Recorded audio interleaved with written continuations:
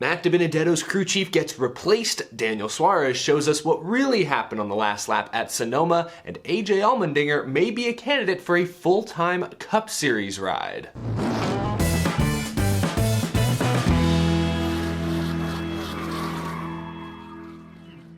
How's it going, y'all? My name is Eric and welcome to Out of the Groove. I hope your week is off to a fantastic start. We got a lot to get to today. It's also Tuesday, so you'll know what that means. Show and Tell Tuesday is back. We'll see what y'all shared with us this week. Before we get to that, if you're not already subscribed to the channel, make sure that you are. You're not going to want to miss any of the new content coming out over the next several weeks. We've got Out of the Groove episodes as per usual, but I'm also going to be on the road, heading to a few different racetracks, including Nashville Super Speedway and Road America. So we'll have plenty of at-track content coming your way as well. Make sure you're subscribed so you do not miss any of it. This episode is presented by Redneck Riviera. We'll get to the breaking news in a moment, but let's begin by tying up some loose ends from Sonoma. You'll remember on the last lap at Sonoma, we saw Daniel Suarez just drive right through Michael McDowell, spin him around for 11th place. It was either an egregious mistake or blatantly intentional. Either way, I was shocked that we didn't see any sort of physical altercation or even just the two drivers getting in each other's faces on pit road afterwards. Well, nearly 2 days later, we finally have a view that shows us what really transpired on the last lap at Sonoma. You have to rewind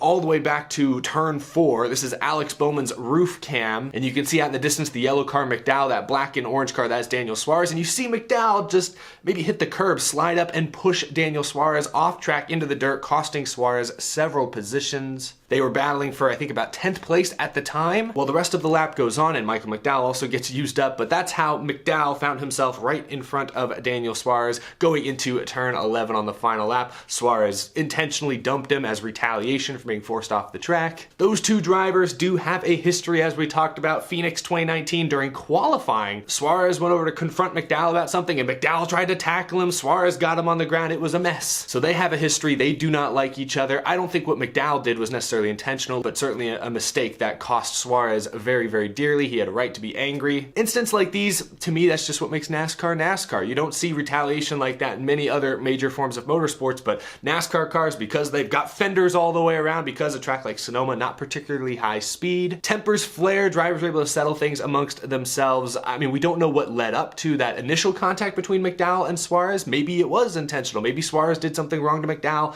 a lap earlier or earlier in the race. I'm not sure. But as far as that last lap is concerned, that move Suarez pulled in the last corner looks a little more justified than maybe it did on Sunday. So I just want to put that out there. Very, very interesting. It's a shame we didn't see that replay on the Fox broadcast, even in the post-race.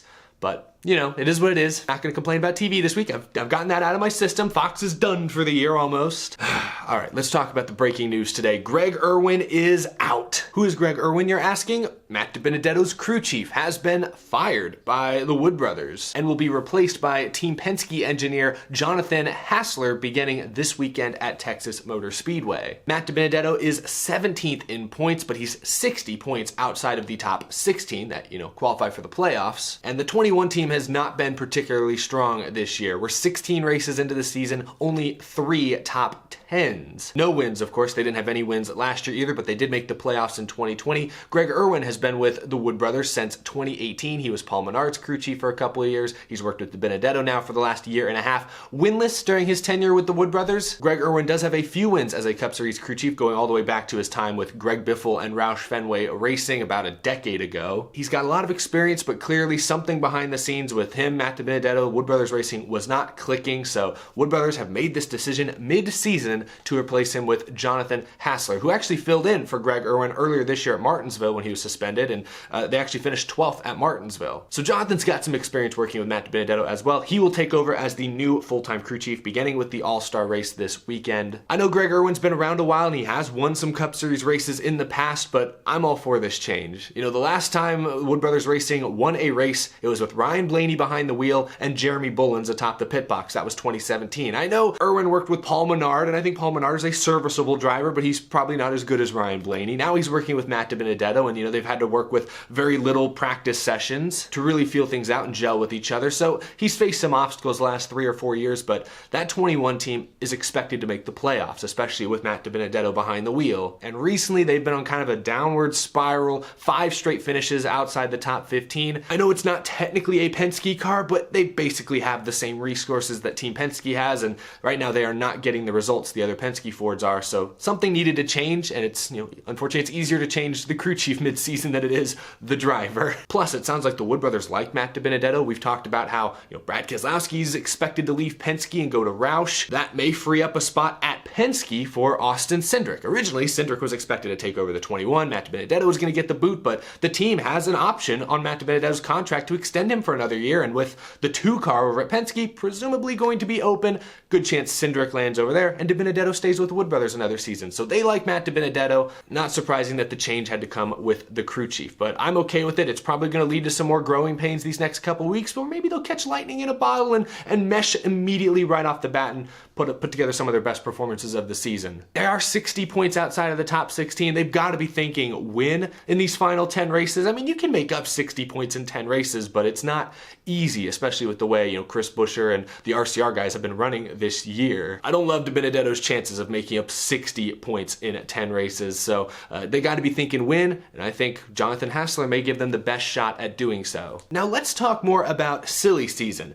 AJ Allmendinger won the Xfinity Series race at Mid-Ohio on Saturday in dramatic fashion with a late race aggressive restart. Great move on Ty Gibbs and Austin Cindric. It was AJ Allmendinger's 2nd win of the season. Remember, he's running full-time for Colleague in Xfinity this year. He's going for the championship. He currently sits 2nd in points. He's also made 2 Cup Series starts this year for Colleague, both at road courses. He finished 7th at the Daytona road course and 5th at Circuit of the Americas. Well, after winning at Mid-Ohio on Saturday, his team owner Matt Colleague told the media that AJ Allmendinger may land a full-time Cup Series ride with the team next year. We've talked about this already. It's already widely known that Colleague Racing is planning to field a full-time Cup Series team in 2022, but who will get to drive that car has been a mystery up to this point. Here's what Matt Colleague said, speaking to the media this weekend. He, Allmendinger, is definitely on our short list. We fully plan on running at least 1 car in the Cup Series next year full-time. Whether that's AJ or someone else, we're really not sure. I think AJ, regardless, will run road courses and maybe some super speedways. I don't know.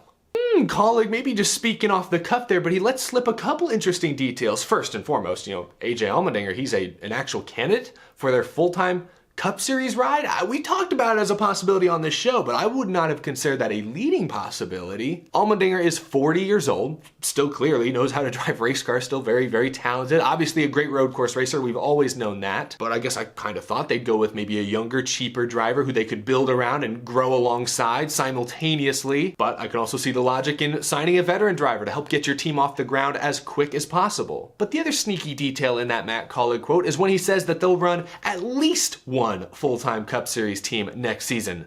Could we see 2 Colleague cars next year? That would seem very surprising, but he's leaving the door open at least. I mean, he says there, regardless of whoever they put in that full-time ride, they're still going to run some one-offs for Allmendinger at road courses and super speedways. Maybe those one-offs become a full-time gig? I don't know. This seems like a lot happening very, very quickly, especially because Colleague Racing has also said that they're willing to run next year full-time without a charter. And they're not the only team to have said that recently. Denny Hamlin said 2311 Racing does not need a charter to run a second full-time team next season. So now those non-chartered slots, of which there's only 4 open slots each week, is starting to get kind of full. Can Colleague reliably run 2 full-time cars next year without charters? That seems a bit far-fetched to me. So if we're focusing on just that 1 full-time gig, I would love to see AJ Allmendinger get it. I mean, to me, he's always been slightly overrated in the eyes of the general NASCAR fan public. Like, he's great. He's a great road course racer, and don't get me wrong, he's won some Xfinity races at ovals as well. He's very, very talented, but he's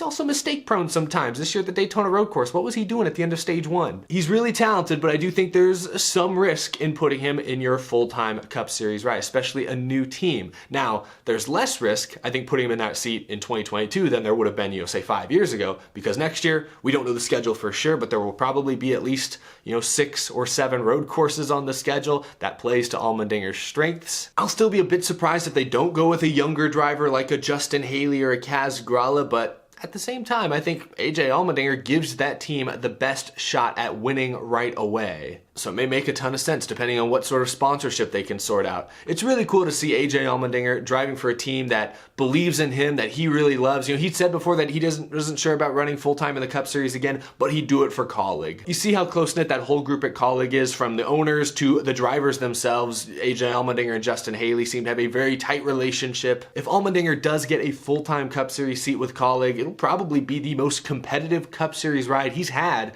since his tenure at Penske. So might be exciting to see what he can do in RCR level equipment next season. We'll see what comes of it. Matt Colleague sounds like he was just speaking off the cuff right there, but certainly let slip a few details that I found very, very interesting. Who would you like to see race for Colleague in Cup next year? Would you like to see Justin Haley, Kaz Grala, maybe someone else? Or would you like to see AJ Allmendinger get a shot, even if it's just for 1 or 2 seasons? Let me know down in the comments below. It's that time of the week. Let's see what you all sent in to be shared on Show and Tell Tuesday.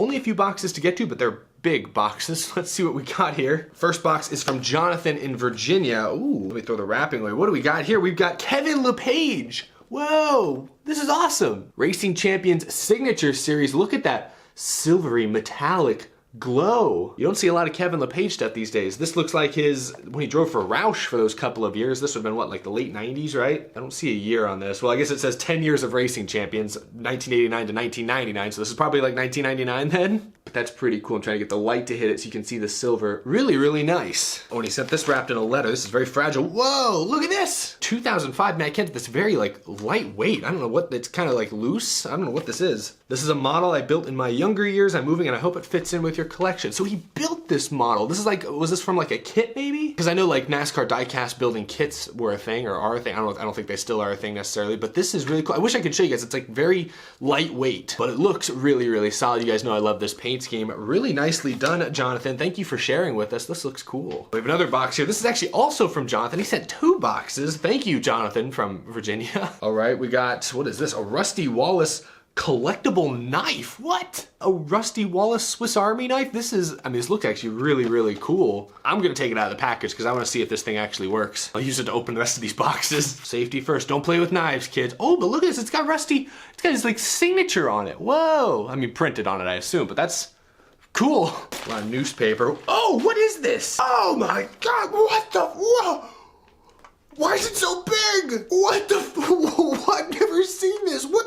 This thing is huge and it's heavy, heavy duty. This feels like a 1/24 scale car. The detail on it is second to none. This thing is massive. What is this, 1/18 scale? I've never seen a diecast this gargantuan. Matt Kenseth's 2003 DeWalt Scheme Championship winning scheme. This is incredible. The hood comes up too. What? This is wild. It's all the details of a 1/24 scale car, but blown up to, I guess, 1/18 scale. This is ridiculous. Oh my gosh, here, let me show you the 1/24 scale version of this car to compare. Look, father and son. What? What? This is absurd. This should be the standard. Jonathan, I don't know where you found this, but this should be the standard. 1/24 scale, that's so the last generation. I want to go back to these massive, humongous die-cast. This needs to be the new standard. I don't know where to even fit this thing. This thing is huge. Thank you for sharing, Jonathan. That was crazy. We got a big box here to look at. I got my Rusty Wallace knife here to open it. Oh my goodness. Oh, the box is kind of coming apart here. Oh geez, oh gosh, the pieces are falling out of this. It's NASCAR Monopoly. Holy moly, what? I got Matt Kenseth on the cover. What on earth? In what universe is Matt Kenseth in the foreground and Jeff Gordon is all the way up there in the background? That is poor marketing, Monopoly. I mean, I'm a Matt Kenseth fan, and that's just bad marketing. Dale Earnhardt Jr. is not even on this thing. What are you doing? One Papa Montoya's in the middle. Anyway, look at this. Let me open it up. I see things are kind of falling all over the place. We got money every which way. Monopoly money. This is all over the place. Whoa, it's falling. There's cards. Okay, the board's kind of a mess. It must have been shaken up a bit in shipping, but